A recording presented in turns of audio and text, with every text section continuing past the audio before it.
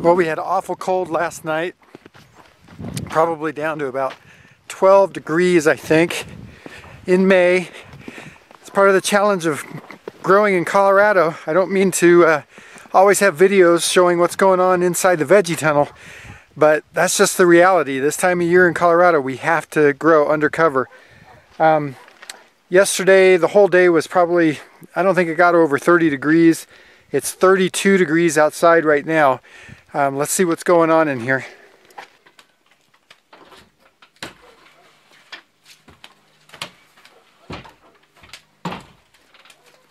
Well, it's raining on me in here, and it's pretty warm.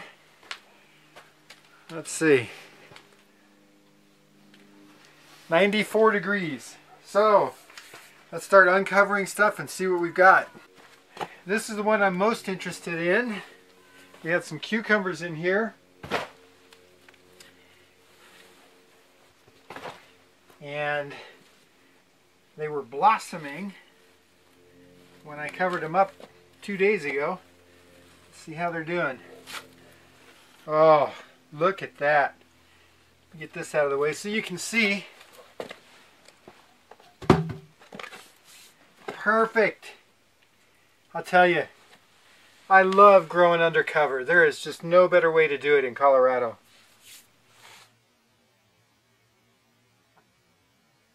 Remember, one of the best things about having a hoop house is minimizing your inputs, making it sustainable.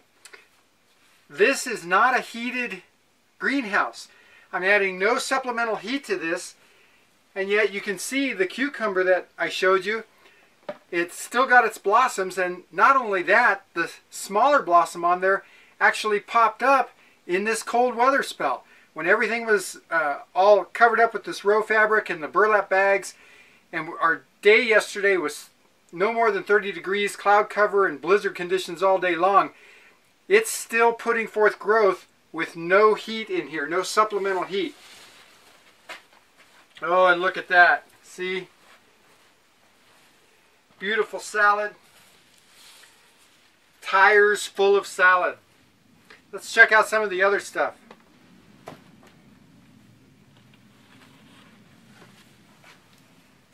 Got a tomato growing in here.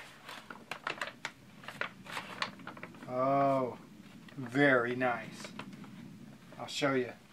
This tomato was only about 2 or 3 inches tall when I put it in here, and now you can see it's almost growing up and out of this wall of water.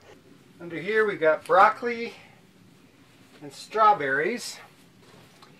The broccoli I'm the most concerned about because it was only about a week and a half old seedlings that I put out here. So they're very tender, very small. So we'll see how they're doing.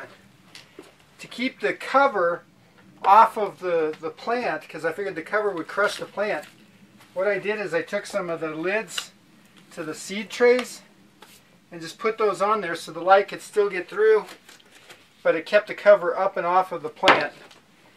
And what do we find? Not only did they survive, but over the last 2 days it looks like they all thrived. They're all bigger than when I put them in. Now look at this one. This is a broccoli plant that I had in here. I forgot to cover up all the plants one night, and we had sub-freezing weather, and so it got nipped. I thought for sure it was dead, but look at this. It's putting on new growth in here. Again, the benefits of growing undercover in Colorado. You see these little guys? Well, we know those as roly-polies, right? But they're everywhere in here, and that indicates a thriving community. Here's some more here. But they're all over in here. These are really good bugs to have in your garden because they like to burrow down. They open up pathways through your soil so water and air can get in there. So those are a good indicator that your bed is doing pretty well. Boy, I can't encourage you enough. If you've always wanted to grow stuff in Colorado, always wanted to expand your garden or do a little bit of farming, but you've been frustrated by the weather because of hail, because of the early frosts and the real late frosts, the wind, and just the severe conditions, the drought. If you've been frustrated by those things, I would encourage you to put up a veggie tunnel. Well, we call it a veggie tunnel. Put up a hoop house. It doesn't need to be heated. You can keep your costs fairly low. You can even scrounge some of the materials. The wood that I used for the framing on this one, I bought off of the coal rack at Lowe's for real cheap, like $1 a board, something like that, for 12-foot long 2x6s. The chain link fence material is not very expensive. You can even find that probably on Craigslist as scrap. So let me encourage you to build one of these things. If you need help, just let us know. I'm happy to help. But if you want a garden in Colorado, consider doing it undercover. It's the best way.